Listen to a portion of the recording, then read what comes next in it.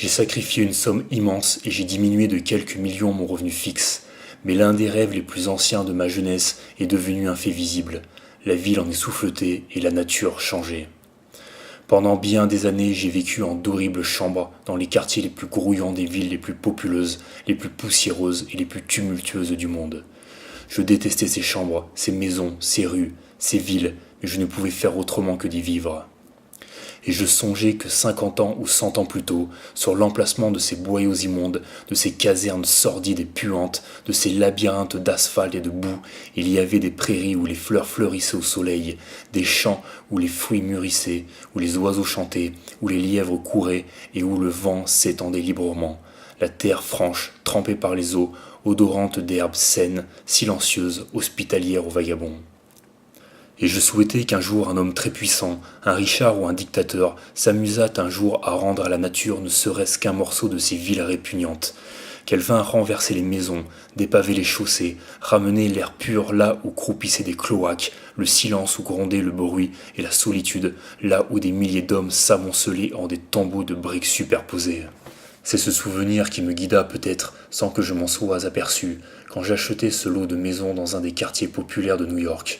Au lieu de placer mon argent çà et là dans la métropole, j'ai donné l'ordre à mes agents de n'acheter d'immeubles que dans ce seul quartier. Avec le temps, j'aurais pu le transformer pour en retirer un revenu triplé. Mais quand je m'aperçus que je possédais 2 ou 3 rues entières, et sauf quelques îlots, le quartier au complet, je fus repris avec une force étrange par le souvenir, ou plutôt les tentations du rêve d'autrefois. Le rêve l'emporta sur tous les calculs, je ne pus résister. Peu à peu, je réussis à acheter les maisons qui n'étaient pas encore à moi, et je me trouvai maître absolu de 20 acres de New York, pas plus de 80 000 mètres carrés.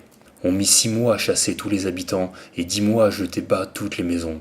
Il restait, entre les décombres, quelques rues publiques sur lesquelles je n'avais aucun droit. Il fallut 1 an de démarches et d'instances auprès de la municipalité et de l'État de New York afin d'obtenir la cession de ces rues pour mon usage personnel.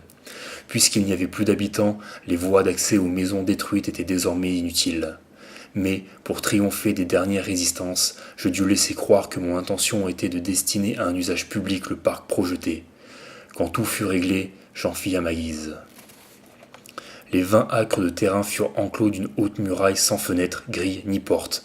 L'entrée, à moi seul réservée, est souterraine, et un état-major de botanistes, de zoologistes et d'ingénieurs a pu, après 3 ans de travail, accomplir mon miracle. Au lieu du sordide quartier de jadis, habité par des ouvriers, de petits employés, de petits boutiquiers, j'ai maintenant une sorte de forêt vierge avec des lacs et des futaies, des prés et des canaux, où les oiseaux chantent, où les arbres fleurissent, et où l'on entend à peine la rumeur lointaine et confuse de la ville infernale. Une partie du terrain est aménagée en jardin zoologique. Les lions et les panthères rugissent là où glapissaient les enfants et où jacassaient les mégères. Dans l'espace converti en bois, j'ai fait mettre des lièvres, des écureuils, des hérissons, et nul n'a le droit de les tuer. Les plantes, à portée adulte, puis soignées selon les méthodes les plus efficaces, sont en pleine vigueur et se multiplient au point de former des sentiers ombreux et des dédales pittoresques, si bien qu'on a l'illusion d'être à plusieurs centaines de milles de la ville la plus peuplée de la Terre.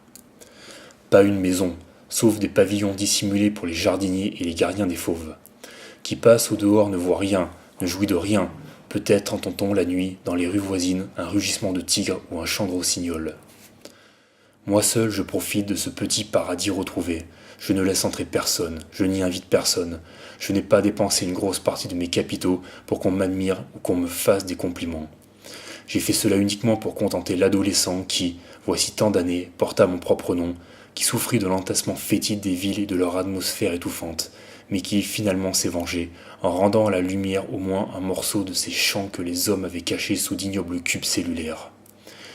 Dans les rues où tout le monde passait naguère, je suis seul à passer maintenant, où des automobiles hurlées en puant se promènent aujourd'hui mes ours placides, où s'élevait un bar, court maintenant une fontaine d'eau claire, où le prêteur sur gage, attendant ses victimes, se tenait à l'affût, le chacal aujourd'hui se prélasse au soleil.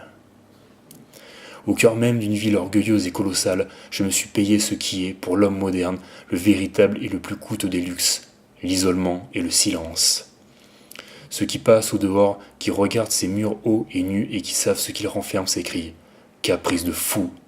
Moi, au contraire, j'ai l'impression de m'être construit, dans l'enceinte d'une vaste maison de fous, une petite mais une aimable cellule qui est celle de la sagesse.